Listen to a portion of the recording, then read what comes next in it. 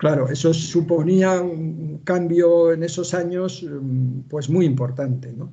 Y yo estaba en un piso de estudiantes cuando comencé en la primera escuela, que fue el orfanato de Minero, y estaba en plena crisis, en el sentido de que se desmoronaba y yo mismo empujaba para desmoronarlo, porque al principio pues te quedas un poco sorprendido. Yo nunca había salido del medio de familiar, prácticamente no había dormido fuera de casa y ahí ya no tenía la tutela del medio familiar. Bueno, es decir, mi peripecia vital era esa, ¿no? Era la de un individuo que se le está viniendo abajo el mundo en el que ha sido educado, en un mundo, y se está encontrando con un mundo que le atrae, afortunadamente, ¿no? En esos años pasé también bueno, esto anterior va a estar detrás de un impulso innovador que uno tenía. Creía que cuando iba a la escuela pues tenía que hacer cosas distintas, ¿no? Bueno, otro de los cambios fue este. Yo había sido educado en una familia y en un entorno muy católico, que aquí soy yo. En la foto del archivo familiar, pues alguien cambió del 62 al 63, no lo sé, debe ser del 63, lo cual quiere decir que, pues, 5 años después de esta foto, yo entraba en una clase.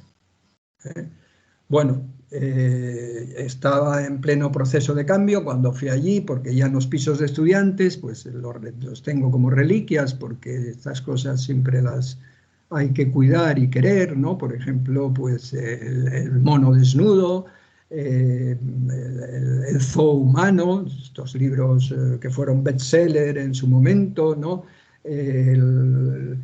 Otros libros como El eslabón perdido, El hombre de Rostand, el origen de las especies, El azar y la necesidad, de Jacques Monod, significó mucho para mí.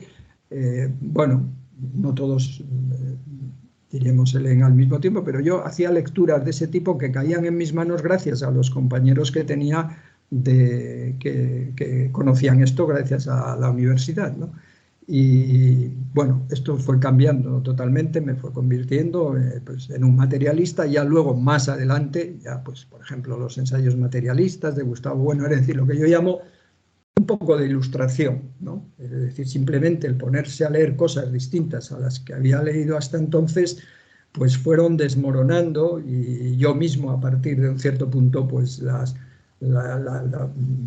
me lancé a derribar las columnas del templo en el que había sido educado, ¿no? De tal manera que luego ya, pues más allá del 68, porque esto es ya, diríamos, en la transición, porque no sé, pues seguro que no podría haber hecho eso antes de la transición. Esta imagen, pues sí, es del año 75, 76, 77 debe ser, sí, no, 77. Bueno, pues ya como renegando absolutamente, en un viaje que hicimos a Madrid, pues fuimos al Valle de los Caídos, pero para comprobar que estaba allí enterrado el dictador y bueno, pues hacer ese tipo de poses, ¿no? En esa fase también me convertí de apolítico en militante, de lo que había sido toda una educación nacional catolicista que yo había llevado pues muy bien, porque bueno, yo era católico y por lo tanto todo lo que me dijeran y todo lo que me hablaban del relato de la Reconquista, pues para mí pues resultaba pues atractivo, ¿no? Bueno, atractivo de aquella manera, porque luego explicaré que todo lo que fuera memorístico lo rechazaba, ¿no? Pero esto, por ejemplo, pues no era memorístico, solían ser dictados y tal, ¿no? La guerra de Vietnam, los saltos en la ciudad de vez en cuando, totalmente prohibidos, y la guerra de Vietnam, pues para mi generación fue motivo de aglutinamiento, de expresión del progresismo, en el que, bueno, pues yo empecé a ir allí con la gente de la universidad, ¿no? O leer Los crímenes de guerra de Vietnam, por ejemplo, fue otra lectura que me dejó absolutamente impactado. cómo se disolvió alguna manifestación de esas. Cuando estás en el pueblo, pues la Guardia Civil, la policía, pues son gente de orden, gente a imitar, pero claro, cuando eres un jovencito y ves a un policía darle a uno en la cara con un tolete, pues se te vuelve totalmente, revuelve la ideología y cambias y acabé, pues incluso, pues esta es las primeras elecciones municipales en España, pues incluso de candidato. eh, Debo decir, de verdad, que era el último de la fila, porque en la agrupación donde yo estaba, pues no había quien ocupara el último lugar porque parecía de desprestigio. A mí no me lo parecía, me parecía que era un lugar tan digno como los demás. Por otra parte, no estabas en peligro de salir elegido, y bueno, mi relevancia en el partido era tal que se equivocaran hasta en el apellido, me pusieron una S de más. Pero bueno, es decir, que me llegué a militar en el Partido Comunista, o sea que la transición era fuerte, ¿no? Otra transición fue de mal estudiante. Aquí se me ve bien en la escuela con qué decaimiento cojo el libro. Está a la mano, es que ni lo sujeta, ni lo aprieta, ni nada, porque a mí la escuela y el instituto no me gustaron nada. Es decir, que bueno, me podía quedar entretenido con la primera frase que dijera el maestro, o las dos primeras que dijera, me quedaba pensando en ellas, y cuando me daba cuenta ya había pasado media clase y no me había enterado del resto, ¿no? Eh, También fui escolarizado un año antes, que es como se escolariza o como se incorporan hoy a la escuela o hacen la escolaridad hoy los de altas capacidades. Yo, que no lo soy, pues fijaros lo que pudo gustarme aquello. Pues muy poco. De todos modos, bien, salí adelante, estudié porque mis padres querían, porque ya era de la generación esta en la que los padres aspiran a que los hijos vayan al instituto, y en lugar de ponerse a trabajar, como había sido en las generaciones inmediatamente anteriores, íbamos al instituto muy poco, solo los varones. En mi zona no había instituto femenino, ni siquiera en Cangas de Onís, que era donde íbamos. O sea que, bueno, y luego, eso ya posteriormente, eso ya es a partir del 73, pues la universidad, aquí doy el salto total, me convirtió en un estudiante, entendiendo por tal a alguien que no estudia para aprobar ni suspender, o porque no está pendiente de eso, porque yo no necesitaba la titulación para nada. Un maestro no necesitaba la licenciatura para nada, sino es que pensara transitar a la secundaria, y yo no lo hacía por eso, lo decía. Me enamoré diríamos, como decía Unamuno, del conocimiento, pues en esos años, ¿no? A partir de los años 70, no solo del conocimiento, sino también de lo que significaba el movimiento, pues, estudiantil.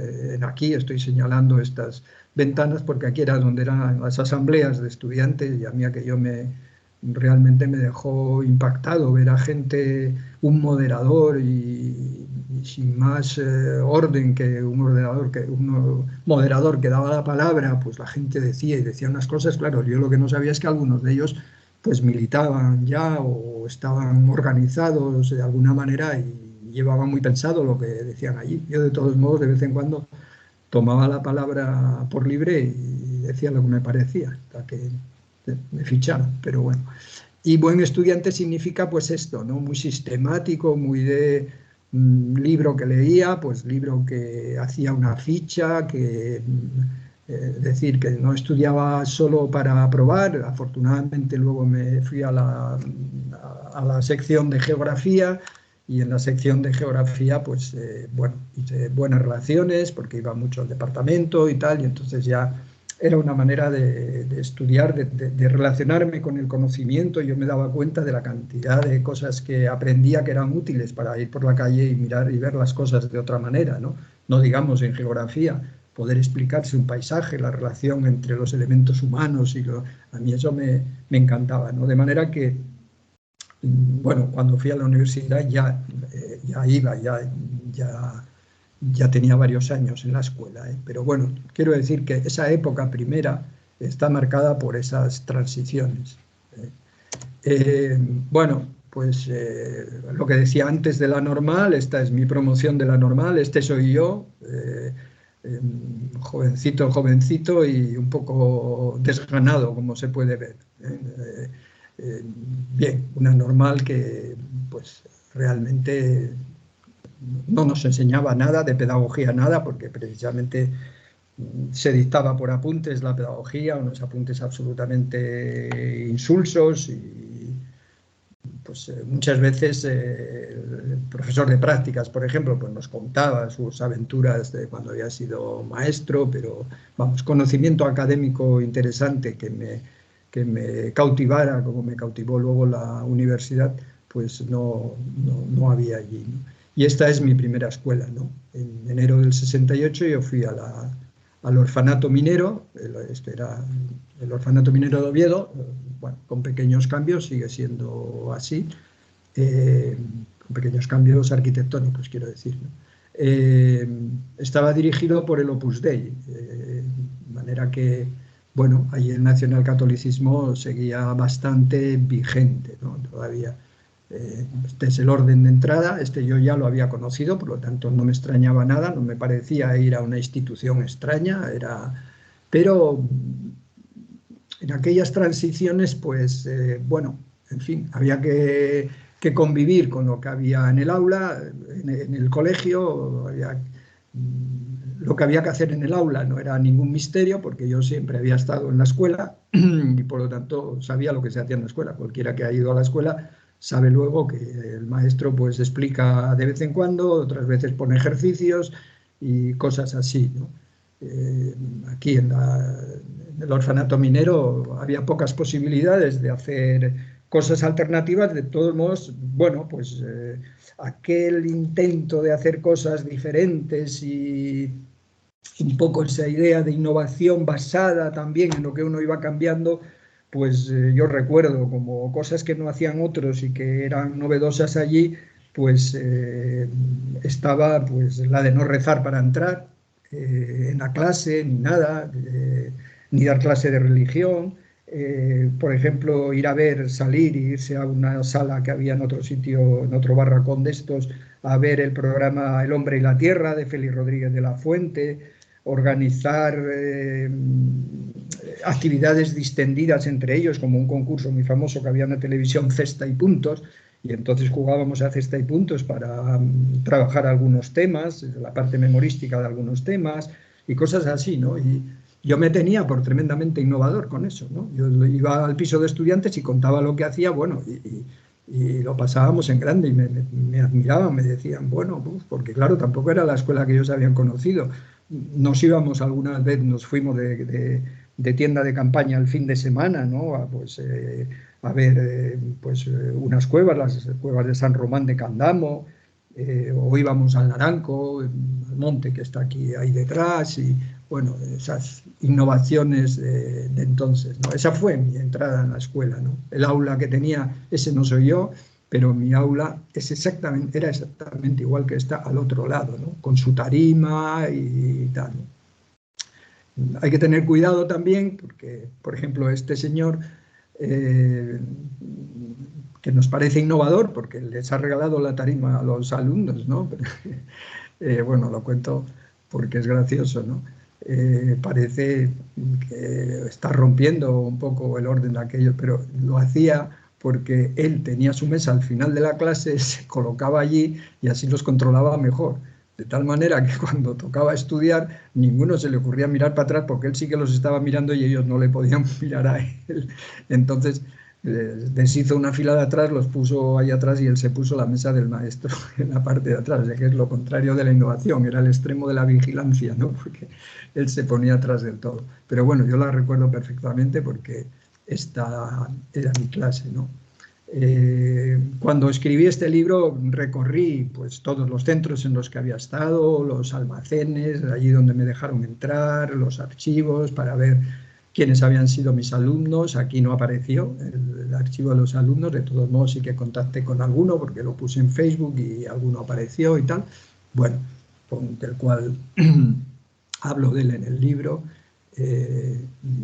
A mí las cosas significan mucho, ¿no? Y me encantó encontrarme con este proyector de diapositivas de NOSA, que era el que entonces distribuía el ministerio, porque yo lo usaba en clase, para correr las cortinas y poner unas diapositivas, era el no va más ya. Algunos lo recordaban porque no era frecuente. O sea que yo era, diríamos, un innovador, ¿no? Una de las escuelas que tuve, porque entonces era la primera parte interino y la segunda propietario provisional, pues había una provisionalidad tremenda, ¿no? Estabas un año en cada sitio, ¿no? Nada más, luego había que volver a concursar. Y bueno, esta es, decía un alumno mío de la normal, la imagen romántica de la escuela rural. Es verdad, es una imagen muy, muy romántica. He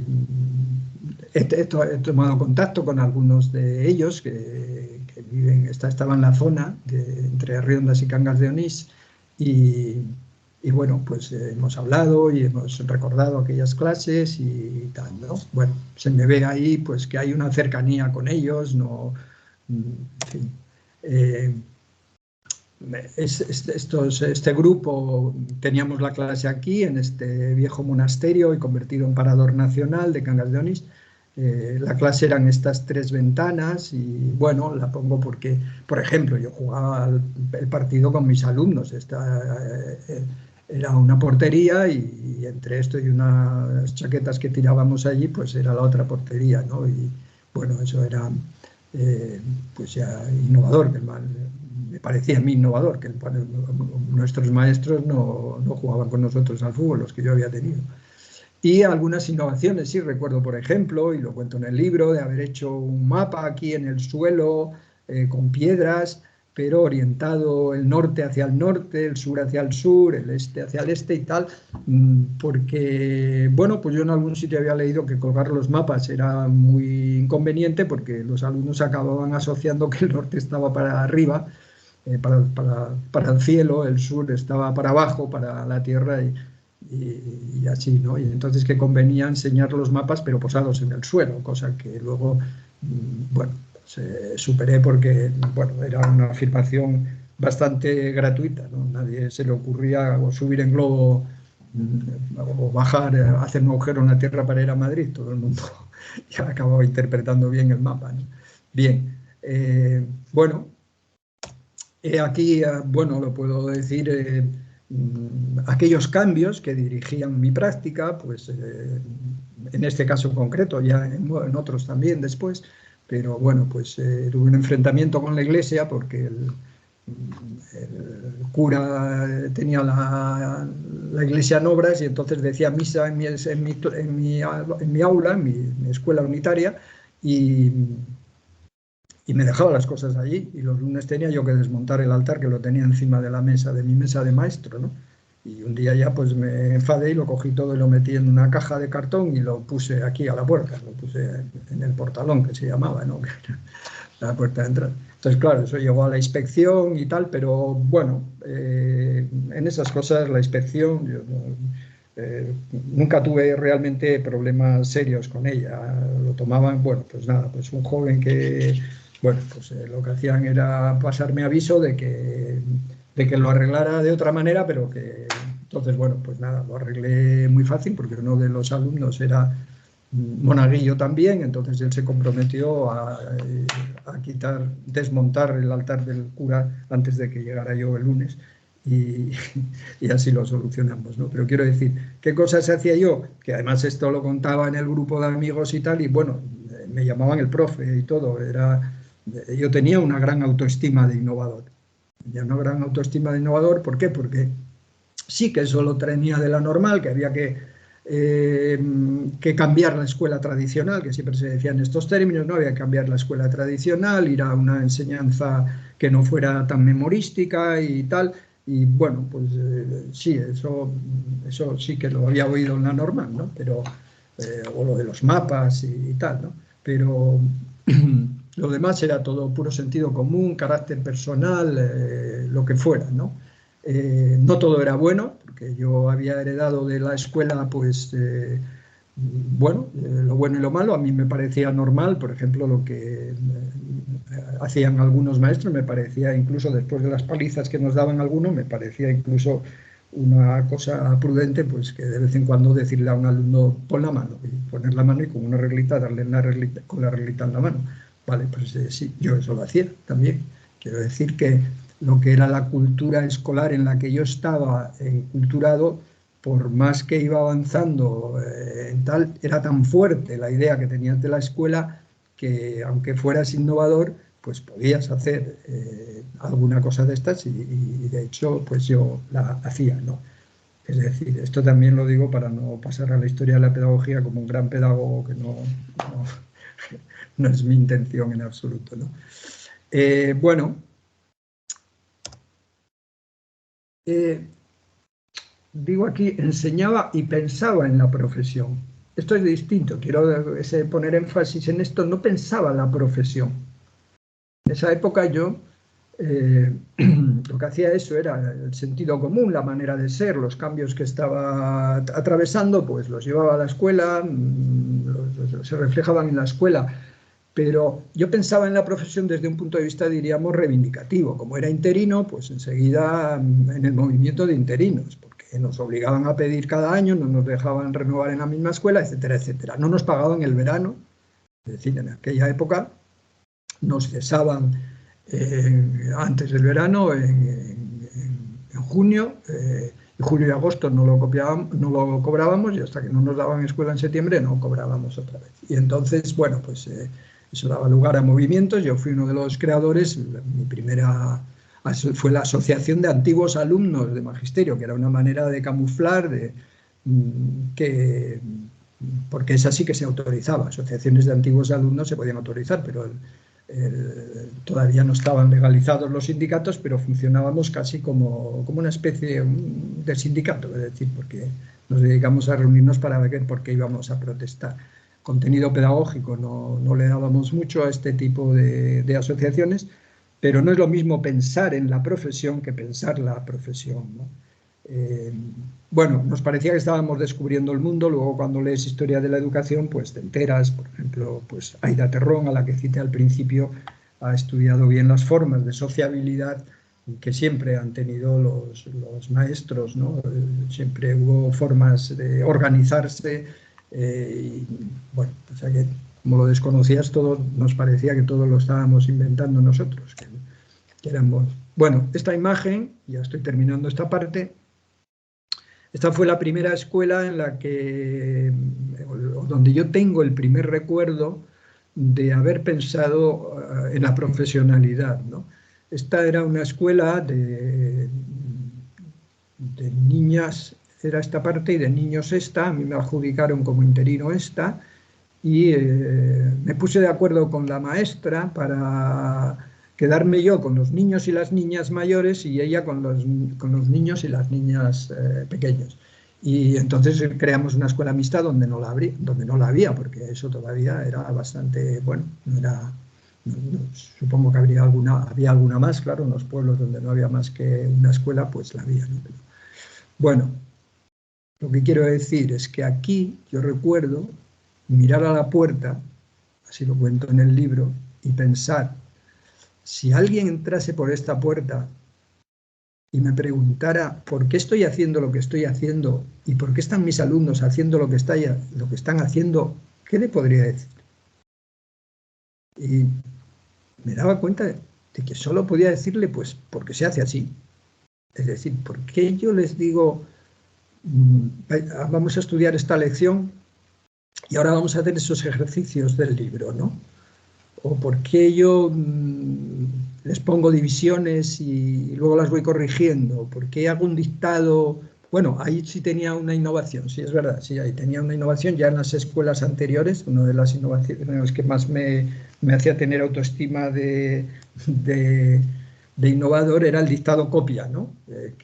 Para que no cometieran faltas de ortografía, sino que porque eso reforzaba el seguir cometiéndolas, y luego corregirlas, pues al tiempo que dictas, pues vas poniendo una copia de lo que dictas en la pizarra, ¿no? Lo vas escribiendo y así el que tiene dudas mira la pizarra y ya no comete la falta de ortografía. Bueno, eso era ya un avance absoluto, ¿no? Eso sí que recuerdo que tenía, diríamos, justificación, y eso procedía de la normal, lo había aprendido yo. Bueno, esa es una pregunta muy clave, para esto que estamos tratando del desarrollo de la profesionalidad. Yo lo estoy contando para hace muchos años, para una cosa que parece que ya ha pasado, pero ¿cuántos docentes se podrían preguntar lo que yo estoy haciendo, lo que voy a hacer mañana, por qué lo hago? Si alguien me pregunta, alguien con conocimiento del asunto, ¿por qué lo hago? ¿Por qué explico la lección y les digo que, bueno, que voy a hacer un examen trimestral o bimestral o lo que sea, o que voy a hacer una prueba objetiva, o porque voy a hacerlo de otra manera, les voy a poner solo una cuestión para que desarrollen un tema? ¿Por qué hago eso? ¿Tengo algún fundamento para eso? ¿O lo hago porque lo he visto hacer, porque me gusta más, porque prefiero corregir así, porque me parece que es más objetivo, pero todo me parece, todo porque yo creo, porque me sale bien, porque ellos lo pasan mejor, por este tipo de cosas, ¿no? Esto es lo que se puede pensar hoy todavía. Cualquier profe puede en su clase mirar a la puerta y decir, y si alguien entra por ahí y me pregunta por qué hago lo que estoy haciendo, esto tiene mucho que ver, por ejemplo, con las prácticas. Luego hablaremos también de las prácticas, de la importancia de los alumnos de prácticas, ¿no? Que entran en los colegios y les dicen a observar, y observan, y ellos toman nota, y observan. ¿Y qué observan? Pero lo primero que tendrás que decirles es cuáles son tus planteamientos, por qué te lo planteas así, cuáles son los fundamentos de eso, para que ellos observen la relación que hay entre los fundamentos y lo que realmente ocurre, ¿no? Bueno, pues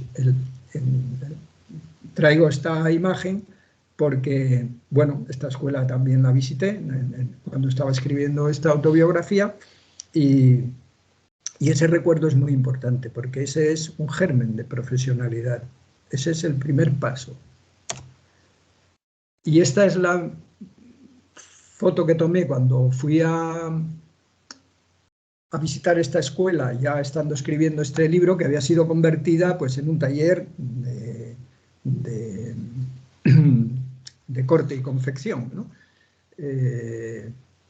Y bueno, las trabajadoras que estaban allí fueron tremendamente amables conmigo, me dejaron hacer las fotos que quisiera, les conté quién era yo, que había estado allí, tal, no sé cuánto, bien.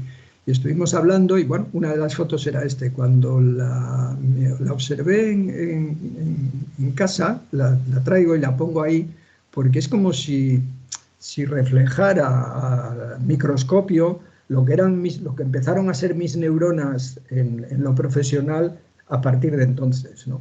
A partir de poco tiempo después empezaría en la universidad y ahí fue donde mi cerebro empezó a trabajar en el tema de pensar la profesión, ¿no? Entonces, mira qué metáfora más bonita la de estas trabajadoras conectadas todas con sus luces y con sus máquinas y tal. Así trabajó mi cerebro a partir de entonces en el campo profesional, ¿no? Y dicho esto, ese es el primer periodo de mi vida como docente.